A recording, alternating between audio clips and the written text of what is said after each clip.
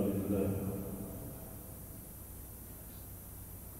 نحمده ونستعينه ونستغفره ونعوذ بالله من شرور أنفسنا ومن سيئات أعمالنا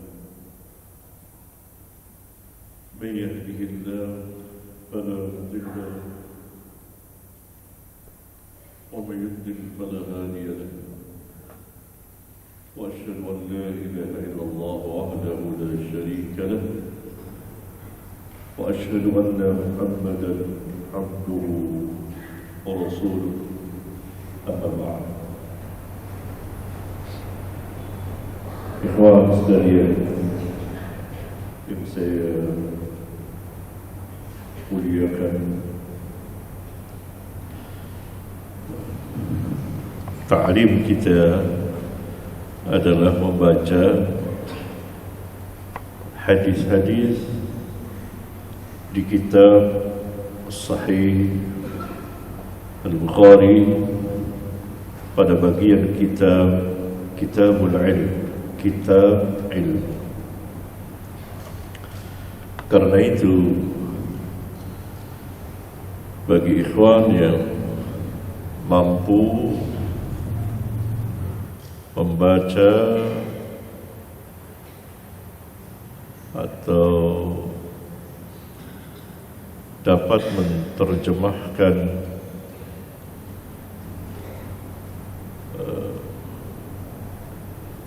ke dalam bahasa Indonesia, yakni mampu berbahasa Arab, maka hendaklah ia membawa kitab Sahih Bukhari dalam bahasa Arab. Adapun bagi ikhwan yang ingin sekalian membawa syarahnya, silakan, karena kitab Sahih Bukhari telah dijelaskan oleh para pembesar ulama.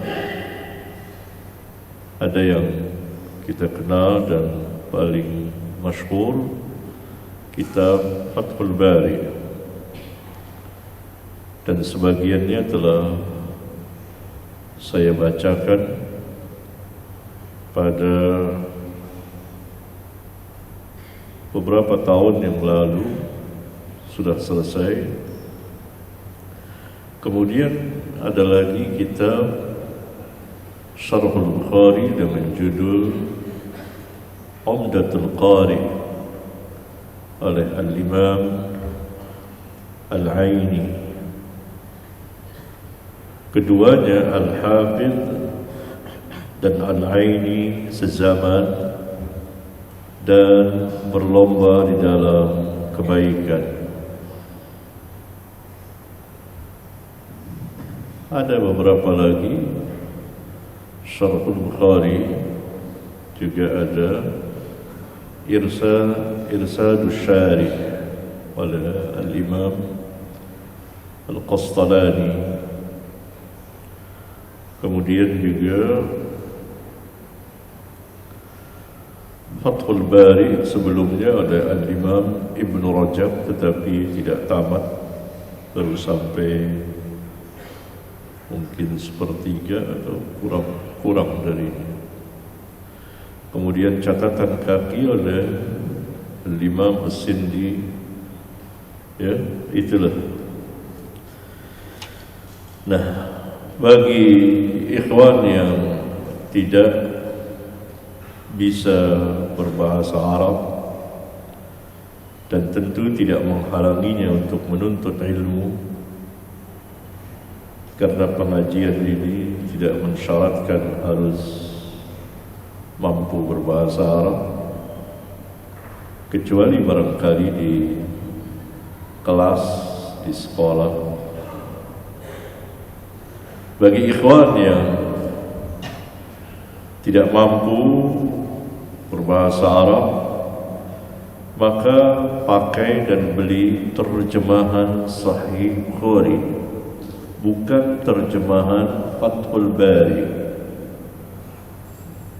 Karena kalau antum membeli terjemahan Sahih Bukhari, antum memperoleh hadis-hadis Bukhari dengan lengkap dari awal sampai akhir, atau paling tidak ikhtisornya yang telah diterjemahkan, ringkasannya atau sebagiannya.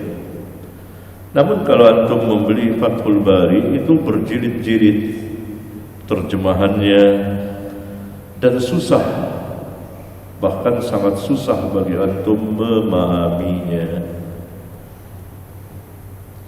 Ya, karena itu bahasa ilmu.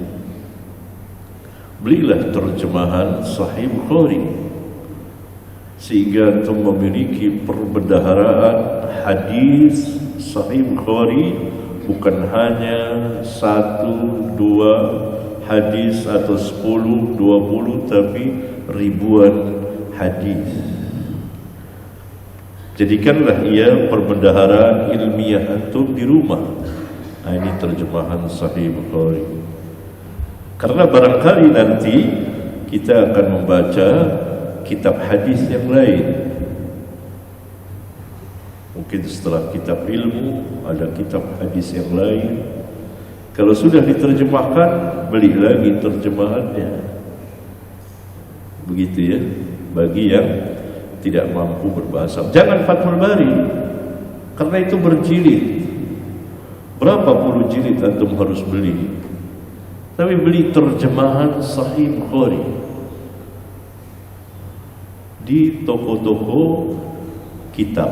Kalau tidak ada di depan, ya banyak kitab, toko kitab yang menjual barangkali terjemahan. Dan saya pernah melihat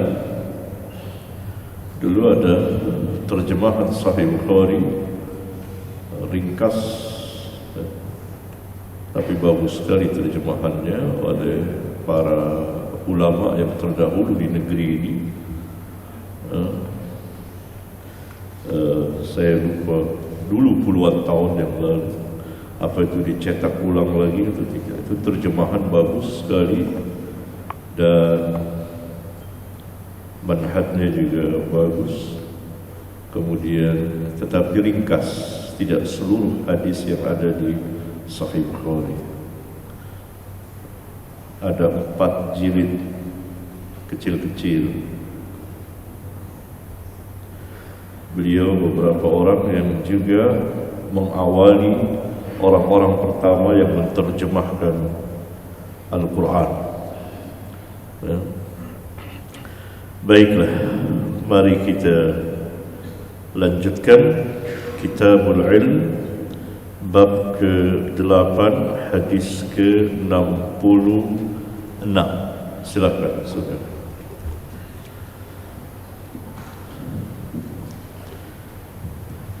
Bismillahirrahmanirrahim. Qala al-Imam Abu Abdullah Muhammad bin Ismail al-Bukhari al-Ju'fi rahimahullah ta'ala fi kitabih al-Jami' as-Sahih fi kitab al-'ilm. باب من قعد حيث ينتهي به المجلس ومن رأى فرجة في الحلقة فجلس فيها. باب من قعد, orang yang duduk haitsu yantahi bihil majlis, di mana berakhirnya majlis, tempat duduk majlis. Yakni ketika orang sampai majlis, duduknya berakhir di sana, di depan, di pintu, maka dia duduk di situ. Dia duduk di situ. Itu haitsu yantahi bihi al-majlis, di mana berakhirnya duduk lingkaran majlis itu. Wa man ra'a furjatan, dan barang siapa atau orang yang melihat ada tempat yang longgar, yang lowong, fil halqati, di halqah halqah adalah lingkaran. Fajalasa fiha, lalu ia duduk di situ.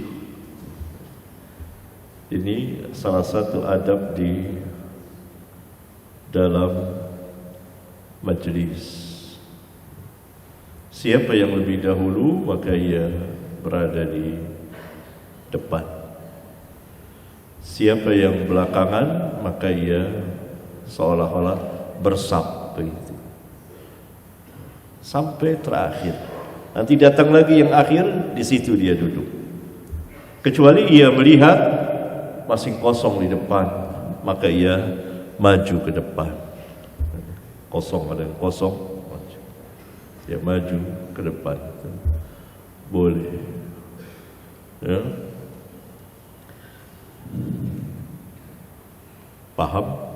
Saya kira mudah paham. Salah satu adab di duduk di majelis, sehingga kelasnya semuanya sama, kelas ekonomi, tidak ada kelas bisnis atau eksekutif, sama. Siapa yang datang duluan, silahkan dia di depan. Siapa yang belakangan, maka kecuali kalau ada tempat longgar, kosong, dia boleh maju ke depan. Terus baca.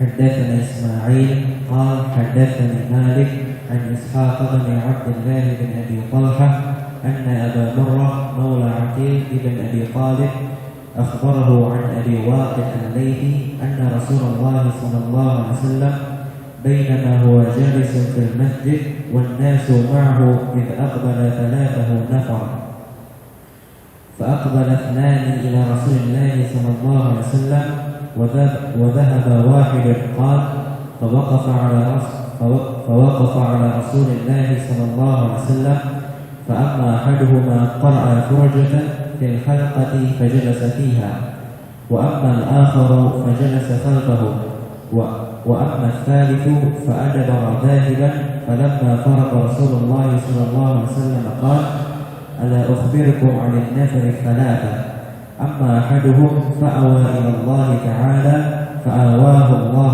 إليه وأما الآخر فاستحيا الله منه وأما الآخر فأعرض الله عنه. إسماعيل بن أبي ويس مالك بن أنس الإمام إسحاق بن عبد الله بن أبي طلحة الأنصاري أبو مرة مولى عقيل بن أبي طالب اسمه يزيد أبو واقد الليثي الحارث بن مالك. نعم.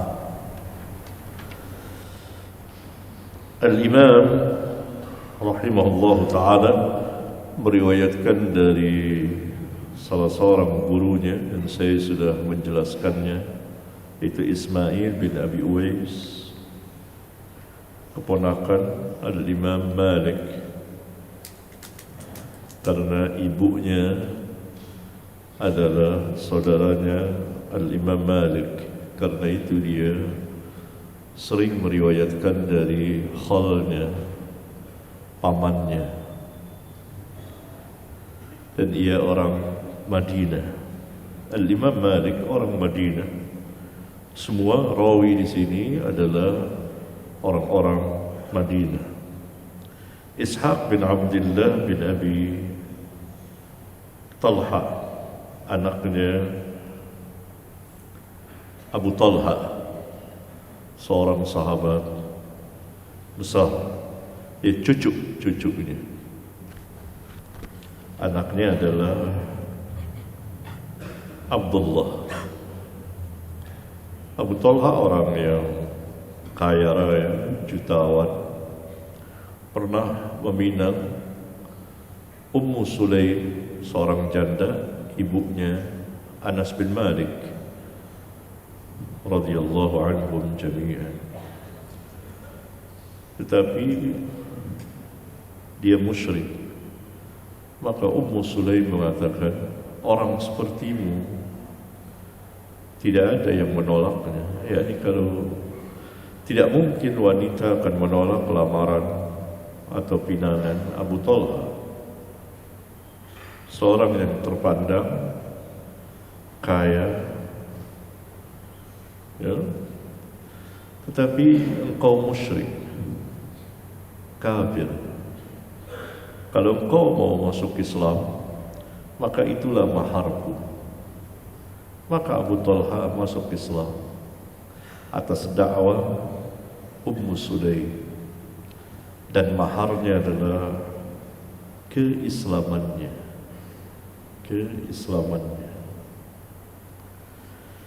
Maka ia memiliki anak, dan anak-anak salah seorang namanya Abdullah. Ishaq adalah anaknya Abdullah. Anna Abu Murrah, tadi sudah disebutkan oleh Suhail, Abu Murrah Maula Aqil bin Abi Talib adalah namanya Yazid. Akhbarahu an Abi Waqid,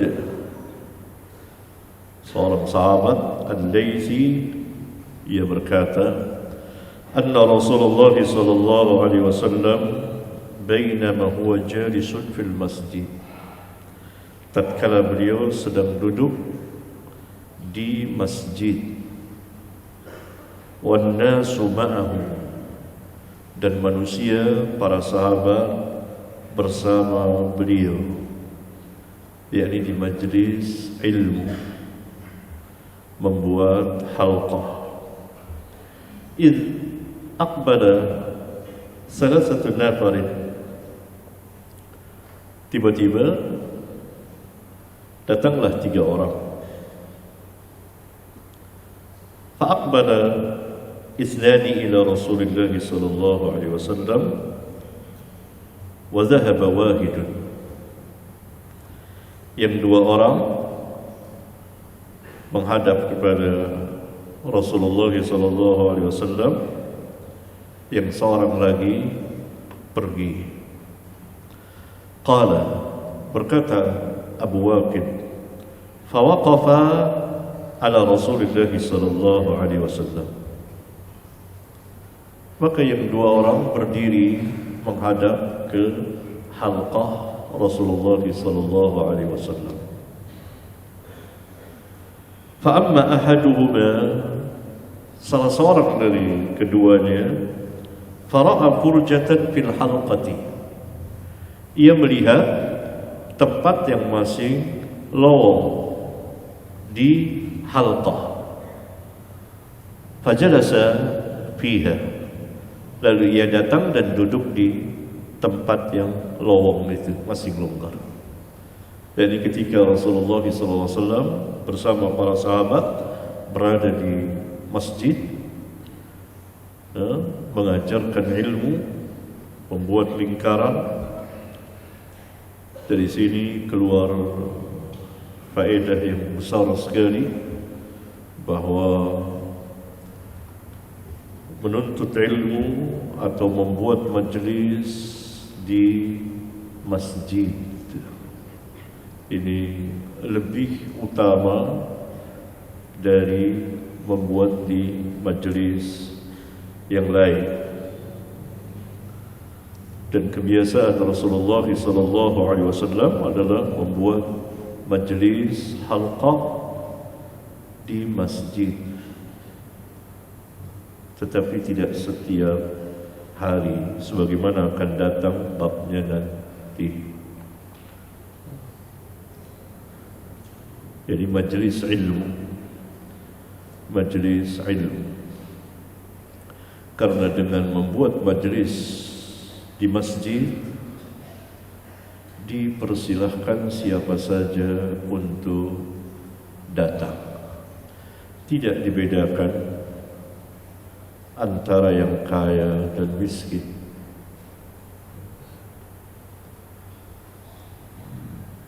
Orang besar, orang kecil, yang berilmu dan yang tidak, ada Arabiyun datang, duduk, beragam.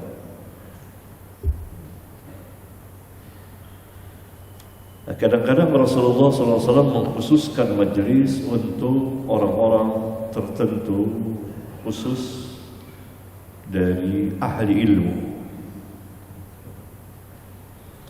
Tetapi beliau tidak pernah mengkhususkan orang-orang tertentu dari jurusan harta dan jabatan. Tidak. Khusus majelis orang-orang kaya,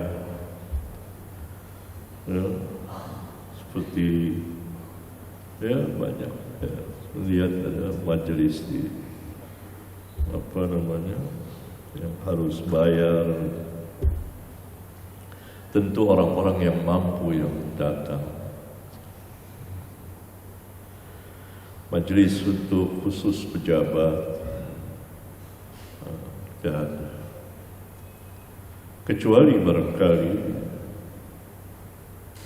para pejabat itu ingin mendapat pengarahan dari ulama atas perintah amir, bagaimana mengendalikan pemerintahan negara untuk kemaslahatan, mungkin. Tapi mengkhususkan orang per orang tidak. Antum barangkali masih hafal kisah Bukhari bersama Amir di Bukhara. Ketika Amir itu meminta Bukhari untuk datang ke istananya, mengajarkan anak-anaknya membacakan kitab tarikh atau kitab Sahih Bukhari. Beliau tidak mau. Ya, kalau mau datang ke rumahku atau ke masjidku. Beliau tidak mau merendahkan hadis Nabi sallallahu alaihi wasallam dengan mendatangi, mengkhususkan itu. Ini manhaj salaf. Amir itu kemudian marah dan dia juga dapat surat dari Naisabur bahwa Bukhari terkena syubhat mazhab Jahmiyah. Itu tuduhan tidak benar sama sekali. Akhirnya dia memerintahkan Bukhari untuk keluar dari Bukhara, tempat kelahiran Bukhari. Dan kemudian dia singgah di Samarkand atau dekat dari itu dan wafat di situ. Amirnya berbeda dengan amir yang datang kepada Al-Imam Abu Dawud. Datang amir kepada Al-Imam Abu Dawud meminta beberapa perkara agar Al-Imam Abu Dawud tetap tinggal di Basrah untuk mengajarkan ilmu. Kata Al-Imam, baik. Terus minta lagi yang lain, lalu minta agar Al-Imam mengajarkan khusus anak-anaknya atau ini gak bisa. Gak bisa. Semua manusia sama dalam ilmu. Tidak ada kekhususan. Amir ini baik, tidak marah, tidak apa, taat. Iya, baik. Ya, nanti akan kalau kita sempat baca Sunan Nabi Daud akan saya bacakan. Jadi manhajnya sama, Bukhari seperti itu, Abu Daud seperti itu. Ya. Kalau dua orang ini mujtahid mutlak, kata Syekhul Islam Ibnu Taimiyah rahimahullah taala. Ini dia. Biasa Rasulullah SAW membuat majelis umum di masjid, tetapi tidak setiap hari. Salah seorang dari dua orang itu melihat tempat yang lowong di majelis, lalu ia datang. Misalnya antum baru datang lihat masih longgar lowong di sana, antum datang bisa. Kalau sudah sempit tidak, antum duduk di mana antum sampai, di mana berakhirnya lingkaran majelis itu.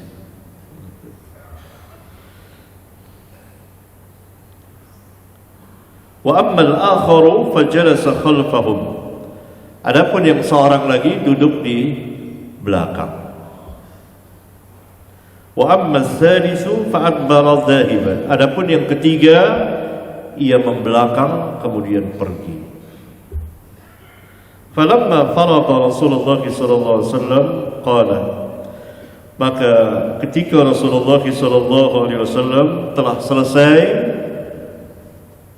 berbicara kepada para sahabat, mengajar ilmu, qala, beliau bersabda, ala ukhbirukum anin nafaris thalatha. Maukah aku beritahukan kepadamu tentang 3 orang yang datang tadi. Amma ahaduhum, adapun salah seorang dari mereka, fa'awa ilallahi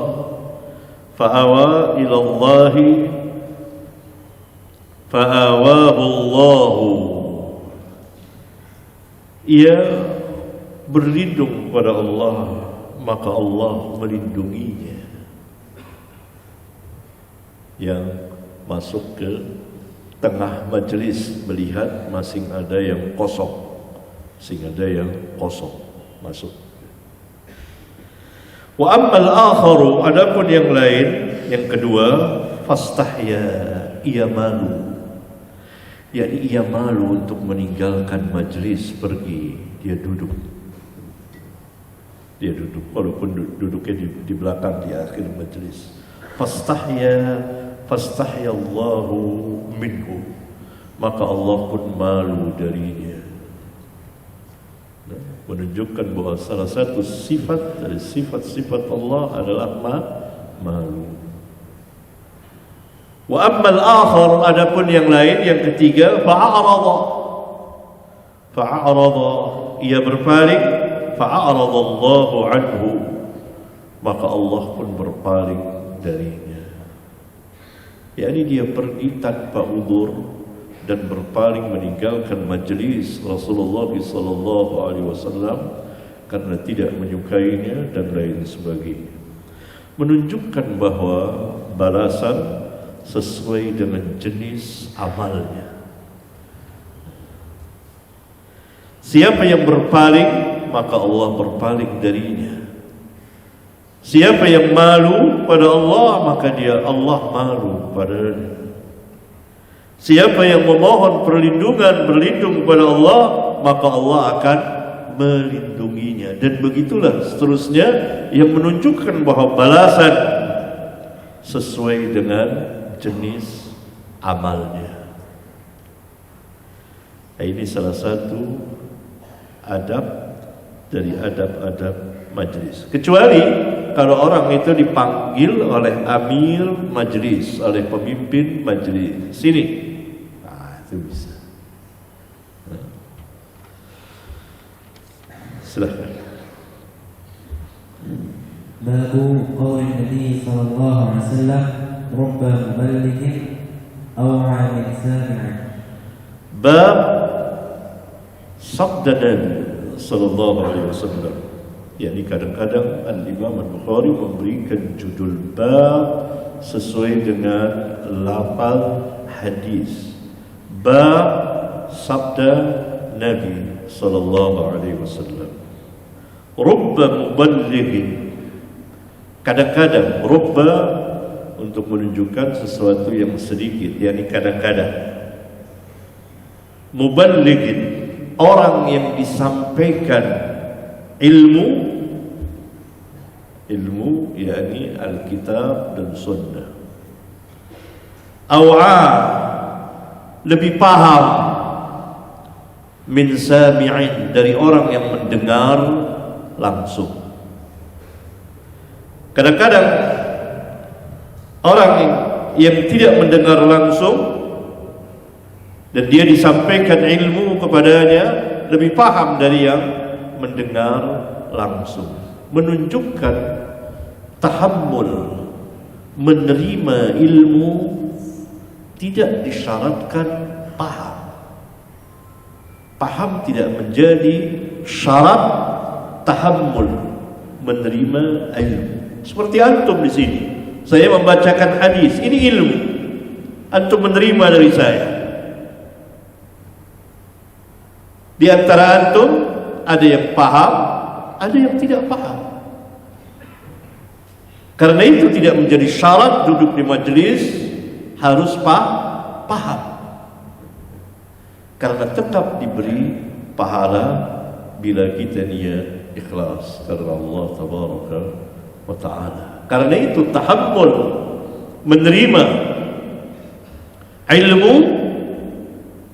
menerima ilmu tidak disyaratkan harus paham. Berdasarkan ini hadis. Ini lafaz ini nanti akan dibawakan oleh Imam Al-Bukhari di bagian Kitabul Hajj. Lafaz yang beliau jadikan sebagai judul bab. Antum yang hadir di sini menerima ilmu yang saya sampaikan, yaitu Alkitab dan Sunnah. Kita lagi membaca hadis-hadis di Sahih Bukhari, ini ilmu. Tidak sama pemahaman antum, tidak sama dalam antum dalam menerimanya. Tapi semuanya menerimanya nih apabila sampai suara saya.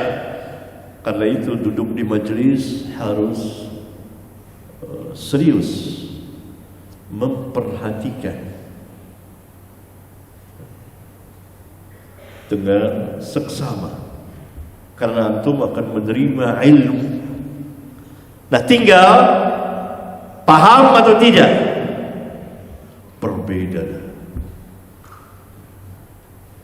Karena itu nanti kita akan bahas bahwa hakikat ilmu itu adalah paham. Tetapi tidak menjadi syarat seseorang menerima ilmu dia harus paham. Tidak menjadi syarat.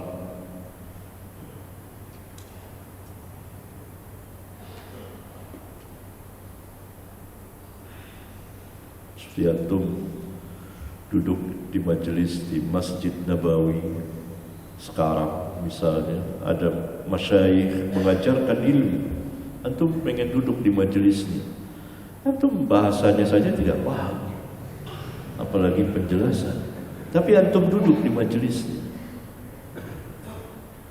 Kalau antum mengerti, tahu bahasanya, belum tentu juga antum paham. Dan yang duduk di situ beragam. Ya. Kadang-kadang paham, kadang-kadang tidak paham, bahkan kadang-kadang salah paham.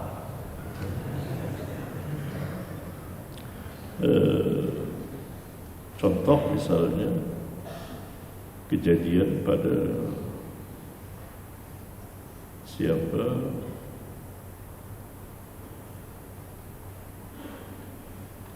seorang sahabat yang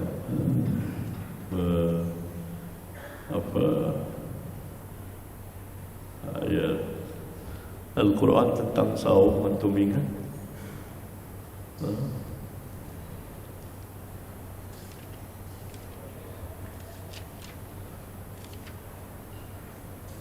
Adi bin Hatim radhiyallahu ta'ala anhu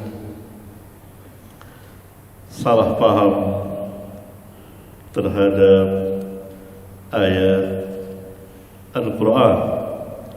Rabbuna berfirman, wa kulu washrabu hatta yatabayyana lakumul khaytul abyadu minal khaytil aswadi minal fajr. Makanlah dan minumlah sehingga nyata bagimu benang putih dari benang hitam Adi bin Hatim, sahabiyun jalil radhiyallahu ta'ala anhu, yang asalnya beragama Nasrani yang kemudian masuk Islam, memahami secara zahir hadis ini. Dia ikat benang putih, benang hitam, betul-betul benang, ditaruh di bawah bantalnya. Terus dia makan, minum sampai betul-betul nyata. Dan dia tanya kepada Rasulullah SAW, bantalmu kebesaran. Yang dimaksud adalah datangnya siang, hilangnya malam, yaitu minal fajar. Dan sampai ilmu belum tentu paham. Al-Quran ilmu, hadis ilmu, belum tentu paham. Terus حدثنا مسدد قال حدثنا بشر قال حدثنا ابن عون عن ابن سيرين عن عبد الرحمن بن ابي بكر عن ابيه ذكر النبي صلى الله عليه وسلم قعد على بعيره وامسك انسانا بخطامه او بزمامه ثم قال اي يوم هذا فسكتنا حتى ظننا انه سيسميه سوى اسمه قال اليس يوم النفر قلنا بلى قال فأي شهر هذا فسكتنا حتى ظننا أنه سيسميه بغير اسمه فقال أليس بذي الحجة قلنا بلى قال فإن دماءكم وأموالكم وأعراضكم بينكم حرام كحرمة يومكم هذا في شهركم هذا في بلدكم هذا ليبلغ الشاهد الغائب فإن الشاهد عسى أن يبلغ من هو أوعى له منه. مسدد ابن مساحب بشر ابن المفضل ابن لاحق الرقاشي ابن عون عبد الله بن عون الربيبان البصري ابن سيرين محمد ابن سيرين عبد الرحمن بن أبي بكر نفيع بن الحارث الثقفي. Iya, Musaddad adalah Al-Imam Musaddad bin Musarhad, termasuk orang-orang pertama yang menyusun kitab Musnad, terkenal dengan nama Musnad Musaddad di Basrah. Guru besar dari Bukhari dan Abu Dawud dan lain-lain. Bukhari banyak meriwayatkan dari Musaddad.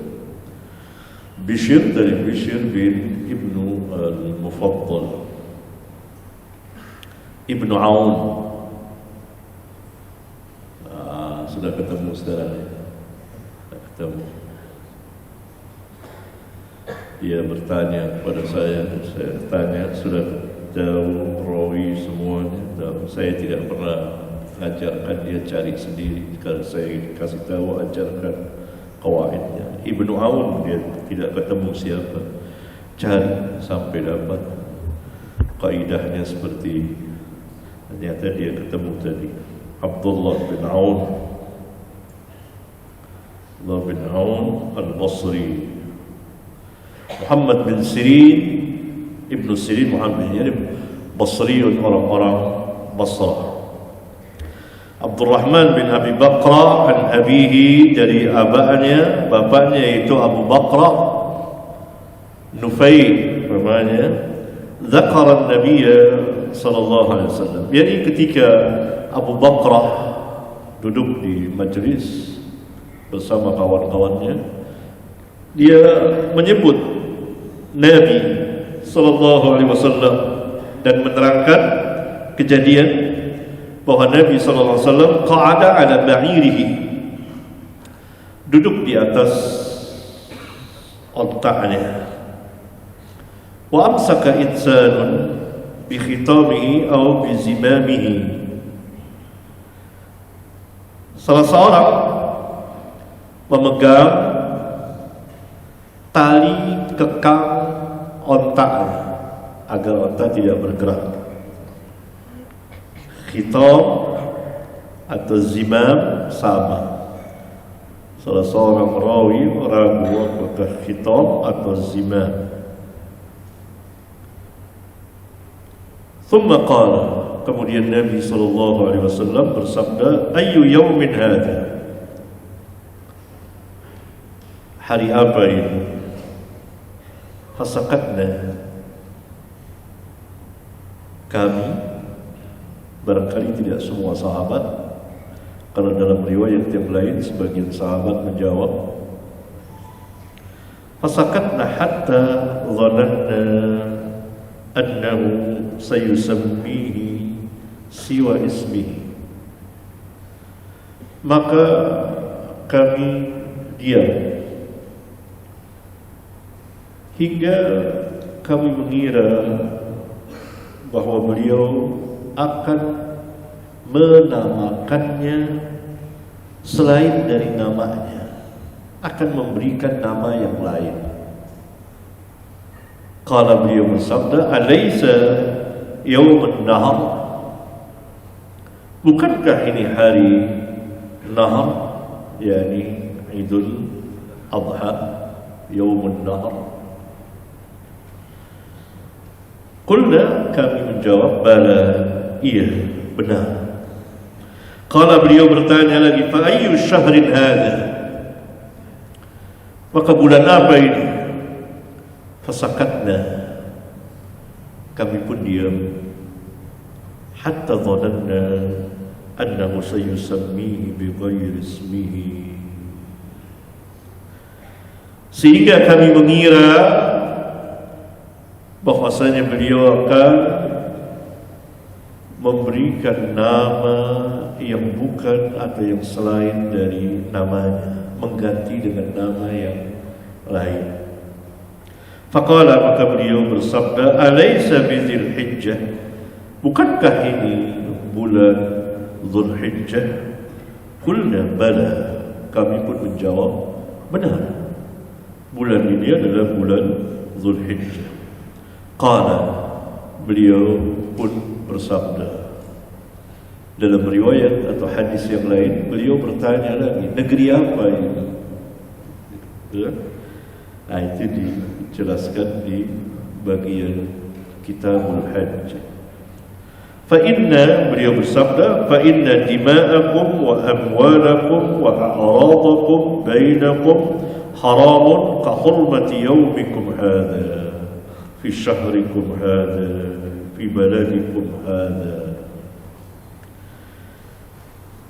Sesungguhnya darah kamu dan harta kamu dan kehormatan kamu, bainakum, di antara kamu sesama kamu, haram, yakni darahnya haram ditumpahkan, dilukai, dibunuh, hartanya haram, ditipu, dirampas, diambil, kehormatannya pun haram, diganggu dan lain sebagainya. Haramun, haram di antara kamu sesama kamu, menumpahkan darah kamu, mengambil harta kamu tanpa hak, merusak kehormatan kamu sesama kamu, di antara kamu, kahurmati yaumikum hadha, seperti haramnya hari kamu ini, yaumun nahar, fi syahrikum hadha, di bulan kamu ini, bulan Dzulhijjah, fi baladikum hadha, di negeri kamu ini, Makkah. Berarti haramnya darah seorang muslim dan hartanya dan kehormatannya sama seperti haramnya di bulan, di hari Yaumun Nahar, yakni pada waktu haji. Ini kejadian pada Hajjatul Wada, yakni pengharaman yang sangat besar. Kemudian beliau mengatakan, liyuballighi syahidul ghaib, hendaklah orang yang hadir menyampaikan kepada yang tidak hadir, gaib. Ya, diperintah dari Nabi SAW kepada para sahabat saat itu, karena itu terjadi pada Hajjatul Wada untuk tabligh. Mereka paham atau tidak paham, sampaikan dari tabligh, menyampaikan sabda Rasulullah. Fa inna syahida, karena sesungguhnya orang yang hadir, asa, barangkali ayyuballigha man huwa aw'adahu minhu, akan menyampaikan kepada orang yang lebih paham darinya, lebih paham terhadap apa yang aku sampaikan dari dia. Menunjukkan kadang-kadang mutaakhirin lebih paham dari mutaqaddimin. Karena itu ulama mengatakan, kam tarakal awal lil akhir, kam tarakal awal lil akhir. Berapa banyak yang ditinggalkan oleh orang-orang yang pertama untuk orang yang terakhir.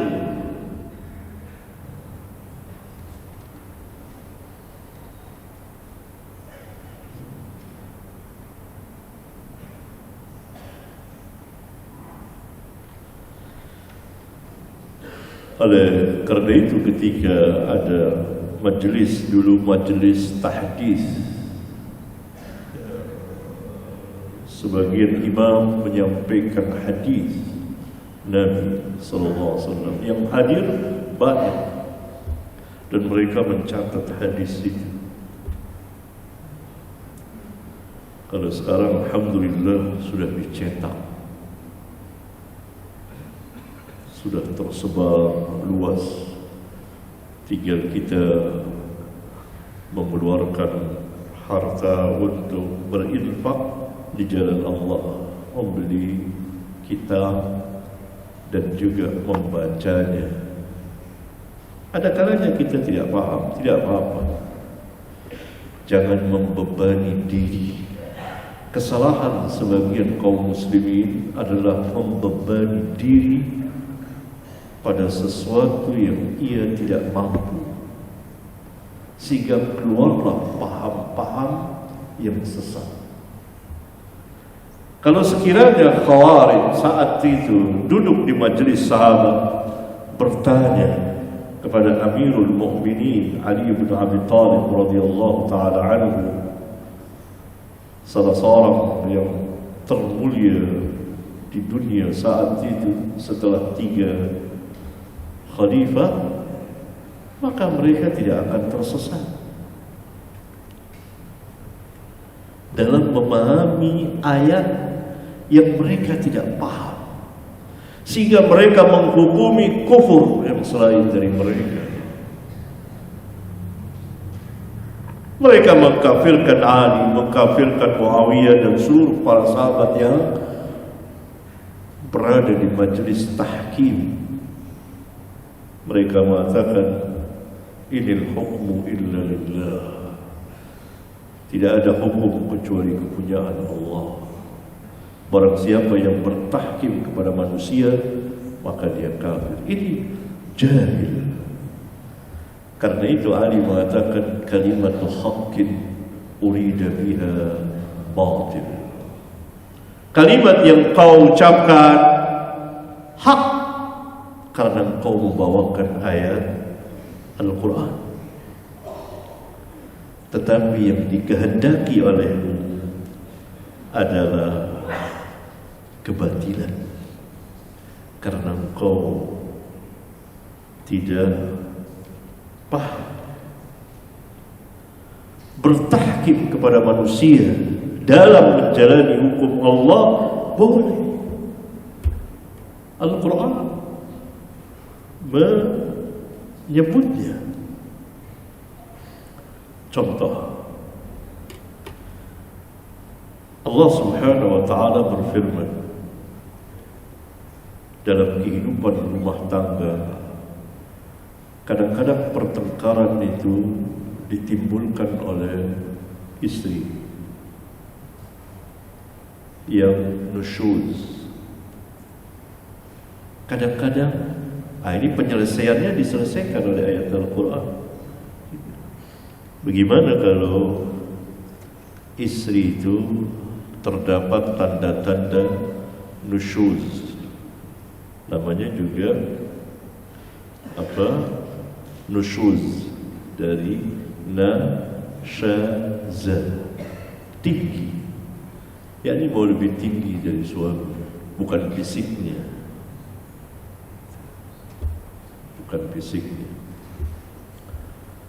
tapi mengatasi suami, tidak mau menurut. Tetapi suami juga kan harus melihat keadaan istri sehingga ia tidak terbebani dengan perintah-perintah yang di luar kemampuannya. Mentang-mentang tahu ya, mentang-mentang dia pemimpin, tidak seenaknya. Maka Al-Quran menjelaskan bagaimana caranya. Fa'idhuhunna, nasihati, bukan marah-marah apa itu, ngatain, tahu ngatain itu, ngatain, hina, bukan. Fa'idhuhunna, nasihati dulu. Ayat Al-Quran perintahkan begini, hadis perintahkan begini, gitu. Nah, suaminya harus tahu ayat Al-Quran. Itulah seringnya makanya suami marah-marah, kecuali kalau istri sudah dinasihati. Wahjuruhun, kalau nggak bisa juga maka hijrahkan fil madaji', dari tempat tidur. Mungkin suami tidur di tempat lain dengan maksud memberikan pelajaran. Kalau tidak bisa juga, wadribuhun, pukullah iya mereka, tapi pukul tidak membekas. Pukul lita'adib, untuk mengajarkan adab, bukan ditinju ya, seperti laki-laki pengecut, beraninya sama istri ya, tapi di luar dia cium. Ini bukan laki-laki. Fa in ata'nakum, maka jika mereka sudah mentaati kamu, pada tabgu alaihinna sabila, maka tidak ada, jangan kamu cari-cari jalan untuk menyusahkan mereka. Innallaha kana aliyan kabira, sesungguhnya Allah aliyan, lebih tinggi, maha tinggi, lebih tinggi dari kamu. Kabira, lebih besar. Kamu lebih tinggi dari istrimu, lebih besar. Allah maha tinggi dan maha besar. Itu kalau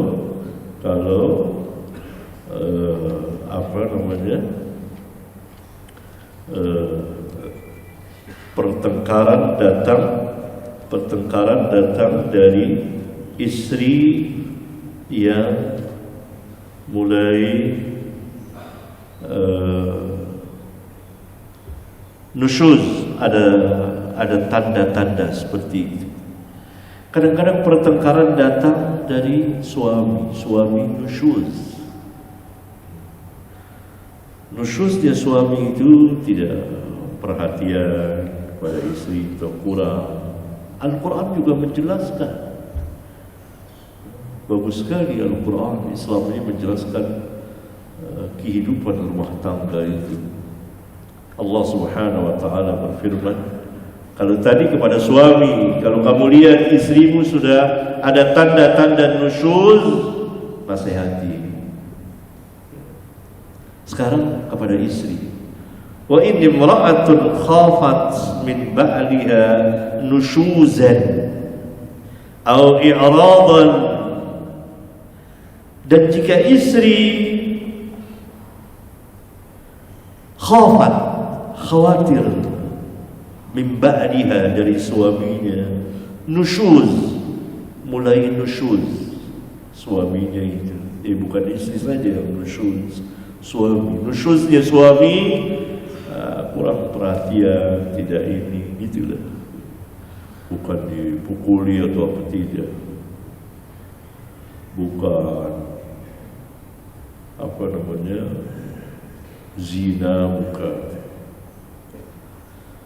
atau ia berpaling, fala junaha alaihima, maka tidak ada halangan bagi keduanya, ayyusliha bainahuma sulha, untuk keduanya berdamai. Bukan seperti tadi, istri kemudian nasihati suami, lalu nggak mau diajak tidur, apalagi pukul. Wah, ini hancur rumah tangga. Bukan seperti itu. Tapi suaminya yang nusyuz ini juga bukan berzina. Atau kalau sekarang banyak istri mengadu, Ustaz, suami saya nih punya HP, dia lihat-lihat porno, itu. Bukan gitu. Ya. Itu ikhwan-ikhwan tuh yang melihat tuh. Dari HP-nya film-film porno. Katanya ikut ngaji sama Ustaz gitu. Ini musibah itu. Tapi itu mungkin kelemahannya gitu. Sudah lebih bagus nikah saja. Ya, banyak gitu. Nah, itu istri perlu nasihati. Itu kan gak bagus misalnya seperti itu ya. Itu apalagi main perempuan, ya. Bukan nikah kalau main perempuan.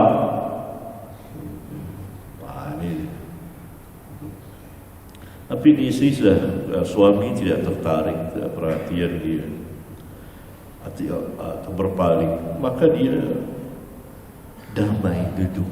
Al-Quran memberikan pengarahan. Fala junaha alaihima ayyusliha bainahuma sulha. Duduk damai. Wassulhu khair, kata Allah.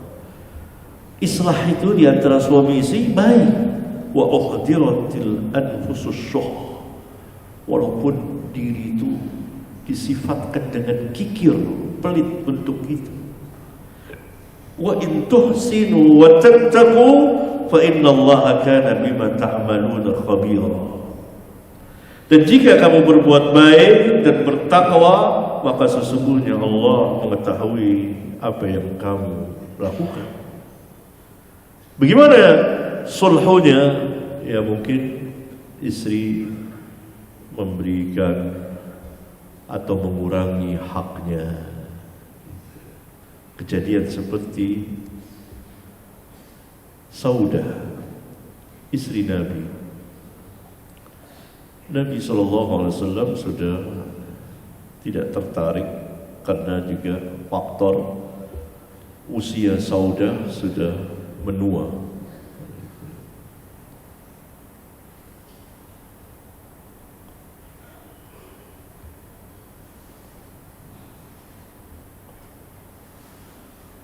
Sudah menua, maka Nabi SAW berkehendak untuk memisahkannya. Maka Saudah mengatakan, jangan ceraikan aku, tapi aku berikan giliranku untuk Aisyah. Itu dia mengalah. Suami istri sudah menua, tapi suaminya masih gagah. Istri sudah biasa wanita kalau segitu, dia sudah tidak tertarik lagi dengan laki-laki, sedangkan suami masih mempunyai keinginan kuat untuk melakukan hubungan jima intim, ya. Istrinya sudah tidak mampu. Nah ini sulh. Nah kalau suami jadi kurang perhatian sama istrinya, ini nusyuz, i'rad. Nah harus islah. Istrinya mengalah, saya sudah tidak bisa lagi berikan, dia mempersilahkan suaminya untuk menikah lagi jika suami mampu. Atau kalau suami punya istri beberapa orang, maka dia serahkan gilirannya karena dia juga sudah tidak bisa melakukan hubungan suami. Misalnya seperti itu. Dan contoh-contohnya banyak sekali. Itu islah, duduk berdua. Al-Quran seperti itu. Fala junaha alaihima ayyusliha bainahuma sulha. Ayat yang kedua. Bagaimana kalau terjadi pertengkaran dari kedua belah pihak? Biasanya masih muda-muda, wah itu tengkar, dahsyat. Yang sini nuduh, wah kacau rumah tangga itu. Al-Quran pun memberikan arahan. Wa in khiftum, dan jika kamu takut, khitabtum, kamu kepada para wali. Jika kamu takut, khawatir, syiqaqa bainihima, terjadi perpecahan di antara keduanya ini suami istri yang saling bertengkar, fab'athu hakaman min ahlihi wa hakaman min ahliha, maka utuslah seorang hakim dari keluarga laki dan seorang hakim dari keluarga perempuan. Maka ayat ini membatalkan hujjah khawarij. Ini kan majelis tahkim untuk memutuskan pertengkaran suami istri ini, dilanjutkan atau diceraikan, kedua dipisahkan, tergantung kedua hakim ini. Jadi tinggi sekali Islam ini, rumah tangga itu tinggi sekali, dan aturannya tinggi sekali yang tidak terdapat di yang selain dari Islam. Luar biasa. Dan ini tidak terjadi atau jarang terjadi kecuali dari orang-orang yang mengerti. Kan kadang-kadang suka kacau pertengkaran, biasanya yang masih muda-muda. Gimana? Terus hakim dari pihak suami, hakim dari pihak istri, duduklah keduanya. Yurida islahan, jika keduanya menghendaki atau dengan niat untuk mengislahkan, yuwaffiqillahu bainahuma, niscaya Allah akan memberikan taufik kepada keduanya. Imma khitab keduanya ini kepada suami istri atau kepada kedua hakim. Maka keputusan ada pada kedua hakim yang melihat kelihatannya sudah tidak bisa disatukan lagi. Ini harus dipisahkan. Karena kehidupan rumah tangga itu kan tidak selalu terus berlangsung aman. Kadang-kadang terjadi huru-hara. Kalau dilanjutkan terus, maka bukan rumah tangga lagi. Di mana sakinahnya?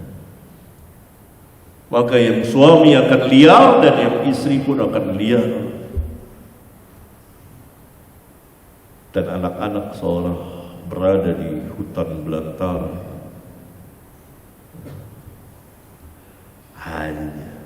Ini hakim. Lalu bagaimana dengan ayat ini, al-hukmu ila lillah, yang dijadikan hujjah oleh khawarij?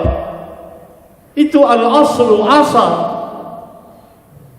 Memang hukum kepunyaan Allah tabaraka wa ta'ala, dan Allah yang mengatur.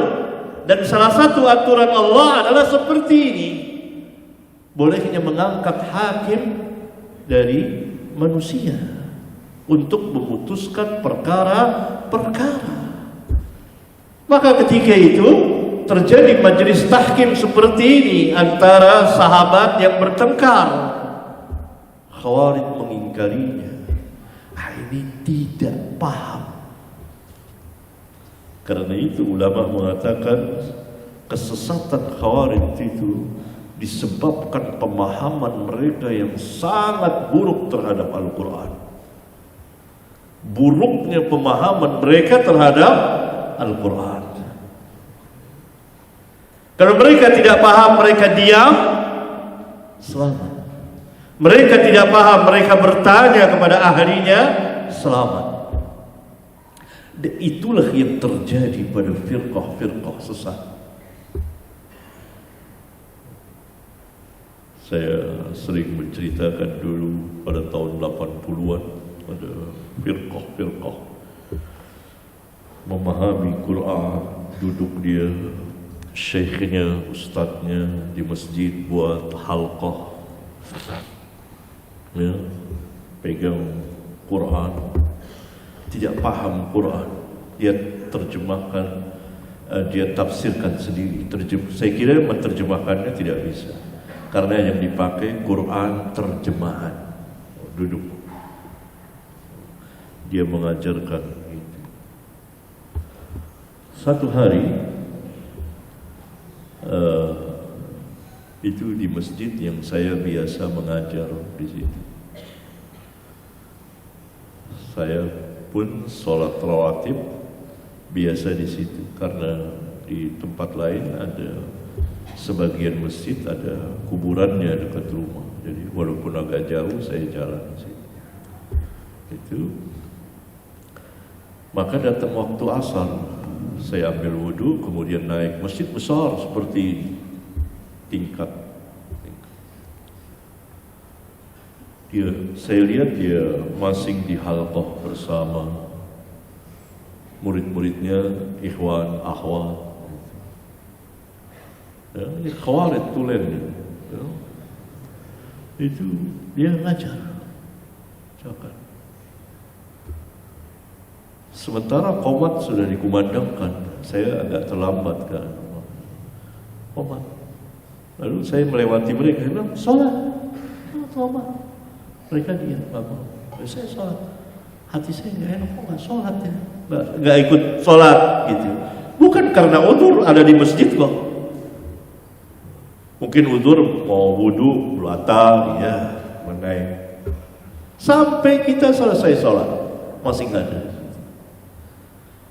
Lalu saya tanya, kenapa antum gak ikut sholat? Ustadznya menjawab, saya meragukan keimanan imam itu. Itu dulu tuh ya, Ruwaibidah.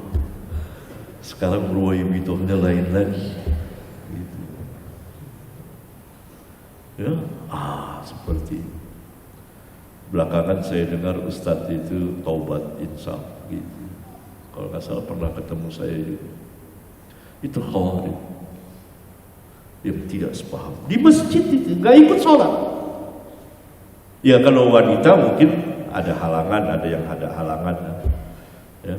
Ini yang laki, Ustadz duduk di serambi masjid itu di pelataran. Kita sholat. Yang jadi imam Pak Kiai, yang siti imam orang pesantren, kiai pesantren. Pinteran kiai ini daripada dia jauh. Bisa bahasa Arab, bisa ini. Gitu. Imam, memang imam rawatib di situ. Saya meragukan keimanan imam itu. Ragu karena tidak sepaham, kafir.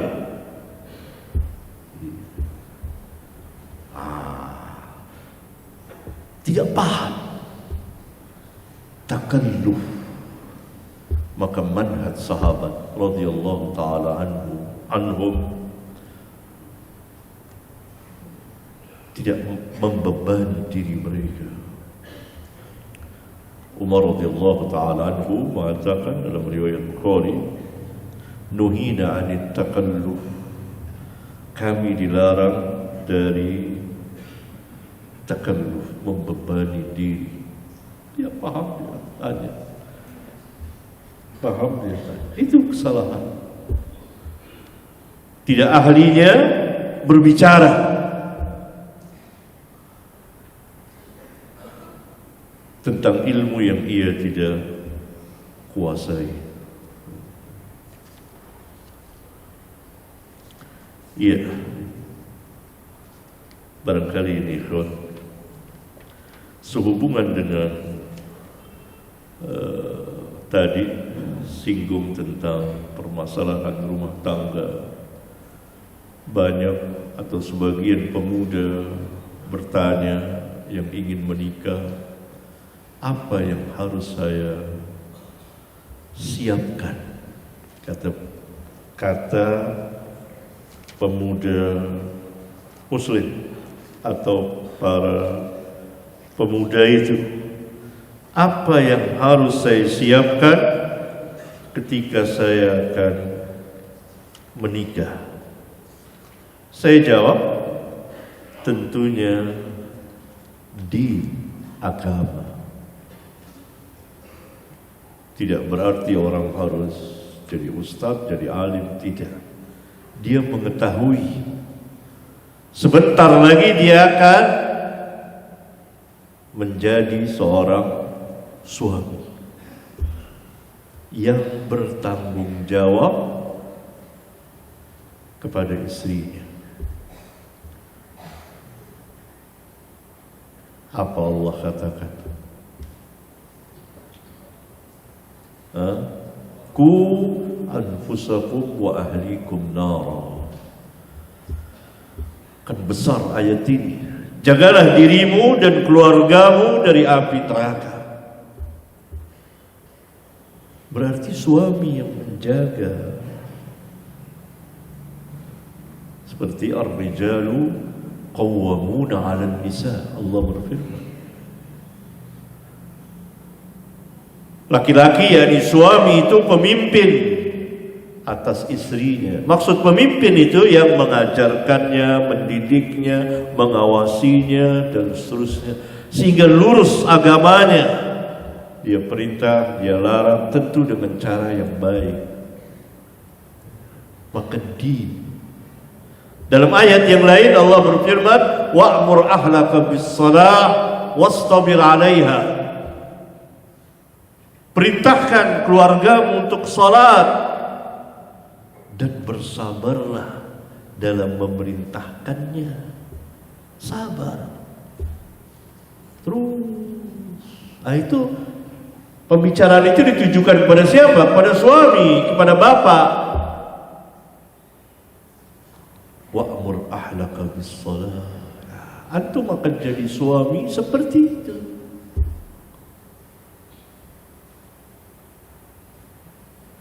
Yang kedua, tentunya mahar, ya, kewajiban memberi mahar. Yang ketiga, memberi tempat tinggal untuk bernaung. Allah Subhanahu wa taala berfirman, askinuhunna min haitsu sakantum min wujdikum. Tempatkanlah mereka di mana kamu bertempat tinggal semampu kamu. Berikan tempat tinggal. Karena itu dulu ketika menikah, adatnya dulu, ini adat bisa saja kita adatnya lain. Dulu itu perempuan yang dibawa kemana? Ke rumah laki. Aisyah ketika menikah dengan Nabi SAW, pagi-pagi dibawa oleh ibunya ke rumah Nabi. Nabi SAW menunggu di rumahnya. Kalau adat kita sekarang tidak, kita yang dibawa ke rumah perempuan. Nggak apa-apa, nggak ada masalah. Namanya adat, boleh aja, boleh, nggak ada masalah. Tapi setelah itu kita bawa ke rumah kita, tempat tinggal kita siapkan. Waduh, saya belum siap itu, ya berarti belum mampu. Jangan nikah dulu, belum mampu. Kan ayat Al-Quran, askinu hunna min haitsu sakantum min wujdikum. Masa antum mau merepotkan orang lain, kan malu. Nah, tinggal di mertua indah katanya, nggak enak, malu. Laki-laki siapkan, beli rumah, kalau tidak mengontrak katanya. Sekarang mudah kontrak, bikin yang bagus nih. Begitulah laki-laki. Kecuali antum punya rumah atau rumah orang tua sendiri, ada pengecualian juga, mungkin ada mertuanya tinggal sendiri, tidak ada yang merawat kecuali anaknya sudah tua renta, nggak ada anak lain, mungkin. Tapi itu kan pengecualian mendatang. Yang asal antum harus siapkan rumah, pemuda, siapkan. Berdirilah satu rumah tangga, bukan beramai-ramai, makan nggak makan ngumpul. Berdiri satu rumah tangga, rumah antum, nikmat. Hatta mungkin seperti tadi kontrak, tapi antum punya izzah. Inilah saya suami, dan sebentar lagi insya Allah saya akan jadi bapak. Wah, gembira, bahagia. Antum pulang disambut istri, nikmat. Memberikan nafkah. Ar-rijalu qawwamuna 'alan nisa' bima faddalallahu ba'dakum 'ala ba'din wa bima anfaqu min amwalihim. Laki-laki itu pemimpin atas kaum wanita disebabkan Allah telah lebihkan laki-laki dari kaum wanita, dan disebabkan laki-laki itu suami memberi nafkah kepada istri. Begitu pemuda itu baru keren. Begitu ya, anak-anak muda banyak bertanya perantara SMS sama saya, apa, bagaimana, gitu. Itu diantara kemampuannya. Siapkan din, agama. Tidak harus alim tentunya. Selebihnya antum bisa bertanya kepada ahli ilmu. Siapkan tempat tinggal untuk istri bernaung bersama antum.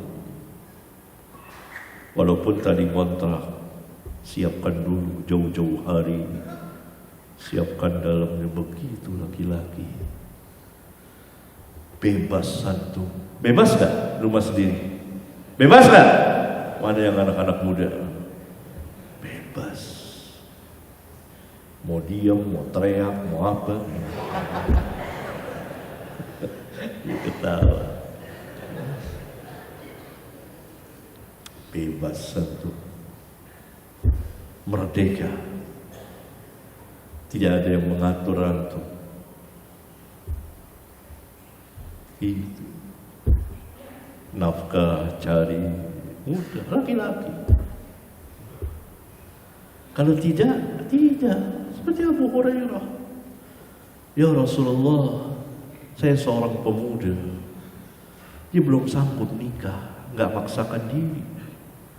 Boleh nggak saya kebiri, kata Abu Hurairah. Dikebiri, tahu ya, kebiri. Kata Nabi, jangan, nggak boleh kebiri. Sampai mampu Abu Hurairah menikah.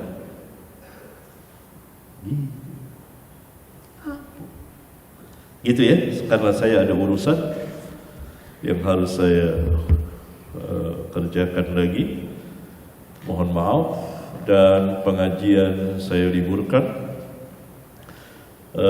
sampai nanti ada pengumuman. Ada pengumuman, antum datang. Kalau belum ada pengumuman, jangan datang kemari, nyusahin orang masjid. Juga jangan nanya-nanya kapan, antum kayak anak kecil aja. Ada pengumuman, datang siapa yang mau datang. Belum ada, diam di rumah, atau baca ulang. Ya, begitu jadi dewasa sekarang. Ya, jangan kayak anak kecil sih nggak apa-apa nanya. Kalau antum udah gede-gede nanya malu. Begitu. Kapan, jangan nanya ke masjid, nyusahin orang masjid di sini. Libur pengajian nanti diumumkan dari masjid dan dari sebagian ikhwan. Kapan masuk lagi, tanggal sekian, baru kita bahas lagi. Karena saya harus ada tugas lain, ada taklim lain dan seterusnya. Karena bagi-bagi, mudah-mudahan Allah Subhanahu wa taala mengampuni dosa dan kesalahan kita dan memberikan kepada kita ilmu yang bermanfaat, dan kita memohon perlindungan dari Allah dari segala mara bahaya, dan kita memohon curahan rahmat Allah tabaraka wa taala, dan kita berlindung kepada Allah dari ilmu yang tidak bermanfaat dan dari bahaya yang nyata dan tersembunyi. Barangkali ini. Wassalamualaikum warahmatullahi wabarakatuh.